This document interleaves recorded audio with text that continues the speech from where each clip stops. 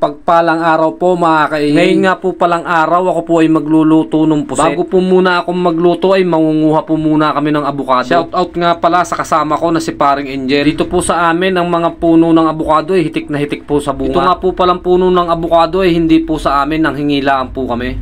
Yan bunga po ng abukado na yan, ayan po ay hilaw pa. Yan po ay amin pang pahihinugin. Napakasarap po niyan pag nahinog na. Lalagyan mo ng gatas at asukal. Naku po, napakasarap po mga kaingay. Pagkatapos ko ngang manguha ng abukado, ako po'y nanguha na rin ng sili. Napakarami pong bunga, hinog na po ang mga sili mga kaingay. Ano po yung nakain ng ibon, yung sili, yung dulo kinain na.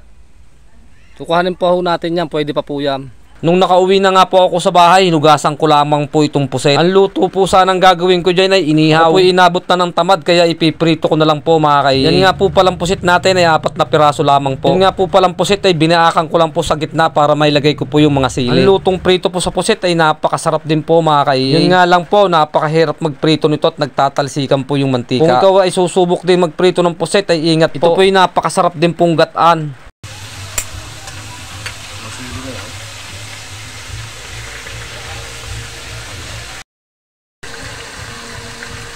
Yan po, okay na po yan, luto na po yan. Habang inahango ko nga po ay napakabango po ng amoy. Yung amoy po niya ay nakakagising po talaga ng kapitbahay. Pag naamoy ng kapitbahay, masasabi ng ating kapitbahay nakakagutom ang amoy.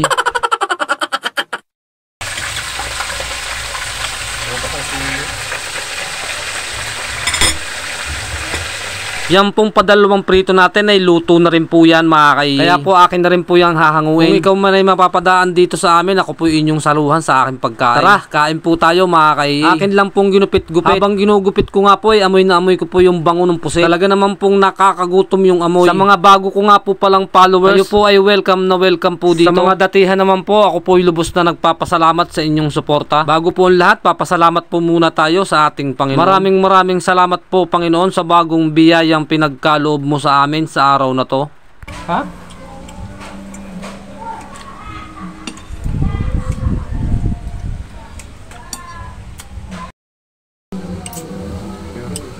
Ayaw na yan, gayot ng ilongin na daw siya. Kakakonti. Ay, ang sarap kong binatog ng takot ko tayo. Sinasaan lang ngayon, ano yun?